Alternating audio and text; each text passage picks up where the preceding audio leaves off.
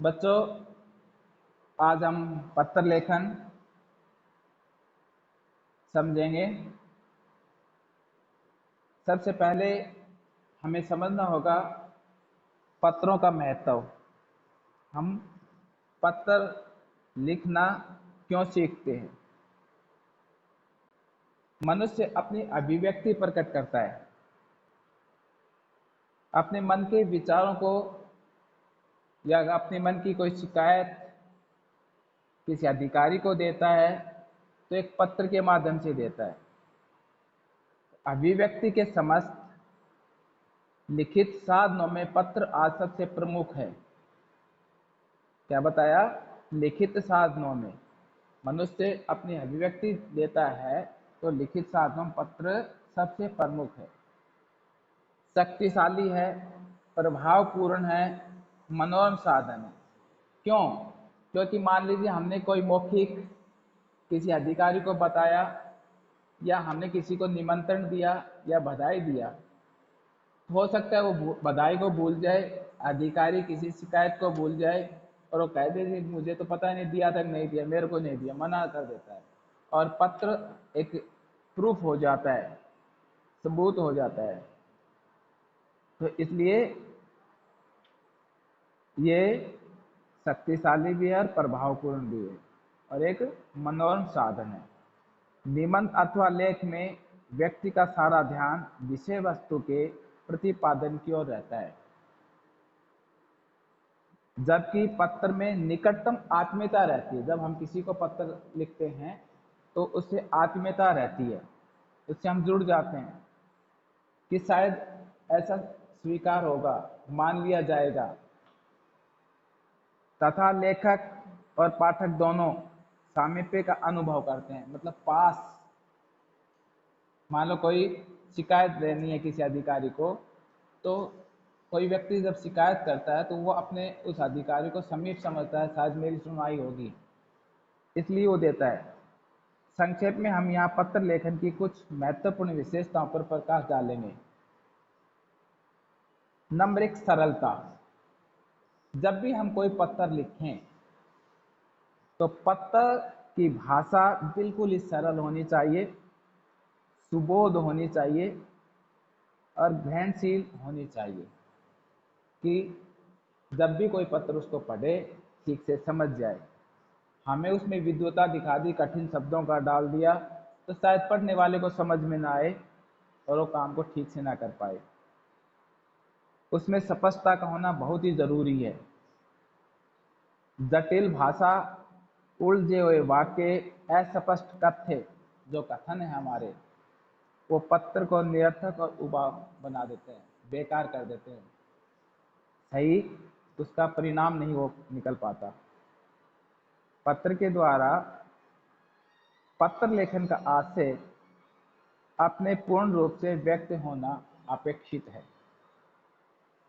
इसलिए पत्र की भाषा सरल और सुबोध होनी चाहिए ताकि अगला पढ़ ले और उस सब बातों को ग्रहण करे। जो भी बच्चे सुन रहे हैं वो आपने ऑडियो को म्यूट कर लें, ये आवाज़ आ रही है बीच में, प्लीज़। निश्चयात्मकता। पत्र में अभिप्राय की सुनिश्चितता होनी आवश्यक है कि हम पत्र किस विषय में लिख रहे हैं, क्या अभिप्राय है इसका। पत्र पढ़कर यदि पाठक को कोई शंका अथवा दुविधा बनी रहती है तो पत्र का सारा उद्देश्य व्यर्थ हो जाता है। मान लीजिए आपने कोई पत्र लिखा और पत्र में कोई स्पष्टीकरण नहीं है तो पत्र पढ़ने वाले को दुविधा हो जाएगी, शंका हो जाएगी और मैंने बताया था कि उसका ठीक से परिणाम नहीं निकलेगा। संक्षिप्तता। पत्र को हमेशा हमें निबंध टाइप में नहीं लिखना चाहिए, बहुत संक्षिप्त में। हम कई बार कहते हैं कि गागर में सागर भर देते हैं, यानी कि थोड़ी बात कहने पर बहुत कुछ कह देते हैं, तो वही संक्षिप्त है, ज्यादा बड़ा नहीं। केवल केवल अपनी बात पूरी हो जाए इसके अंदर, इतना ही लिखना चाहिए। पत्र लेखक को गागर में सागर भरने की कला का नियंत्रण अभ्यास करना चाहिए। मतलब थोड़े से शब्दों में बहुत कुछ कहना, ये अभ्यास से आता है। पत्र में अनावश्यक उपमाओं, रूपकों, उत्प्रेक्षाओं और श्लेष यमक प्रयोगों सदैव बचना चाहिए। मतलब हमें ज्यादा अलंकारों का प्रयोग नहीं करना चाहिए।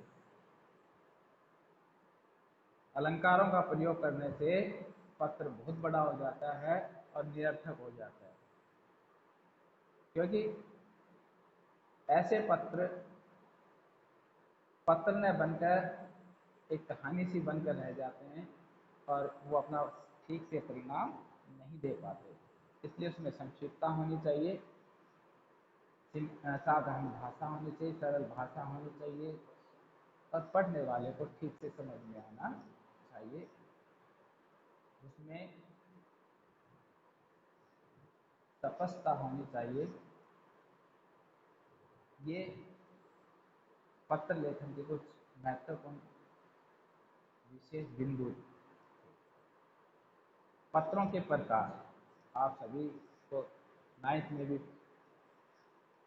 पढ़ा है। पत्र कितने प्रकार के होते हैं? पत्र 2 प्रकार के होते हैं, अनौपचारिक और औपचारिक। विषय के अनुसार पत्रों को अनेक श्रेणियों में विभाजित किया जा सकता है।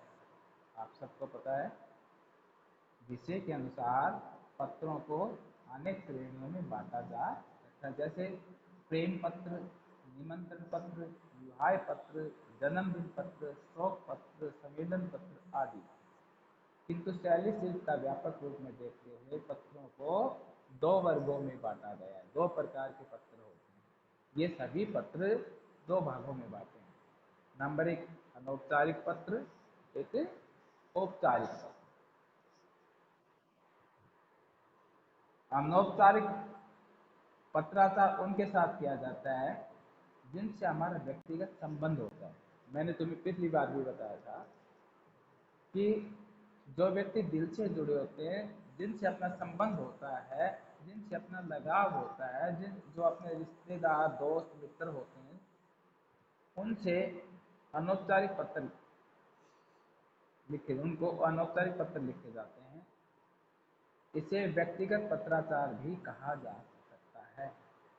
इसलिए इन पत्रों में व्यक्तिगत सुख और दुख का ब्यौरा और विवरण होता है।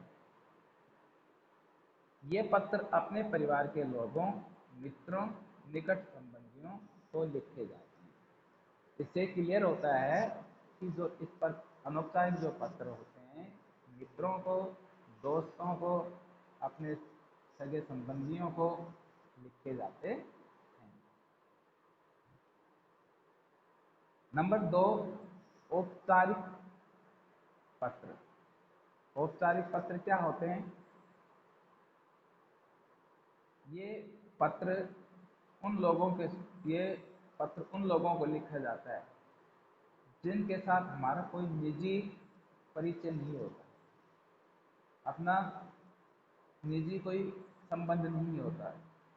यदि होता है उसमें व्यक्तिगत लगाव और आत्मीयता गौण रहती है। मान लो कोई अधिकारी है, ठीक है, अपना कोई रिलेटिव उस ऑफिस में नौकरी लगा हुआ है और हम कोई शिकायत डालते हैं, तो हमें ये नहीं कि हमारे रिलेटिव समझ के हम उसको पत्र लिखते, नहीं, हम उसको एक अधिकारी समझकर, वहाँ जो व्यक्तिगत लगाव और आत्मीयता होती है वो बिल्कुल छिपी होती है, गौण होती है। वहाँ जो रिलेशन है हमारा वो प्रधान नहीं होता। केवल केवल जो संबंध है वो एक ऑफिस कानून के तरीके से होता है।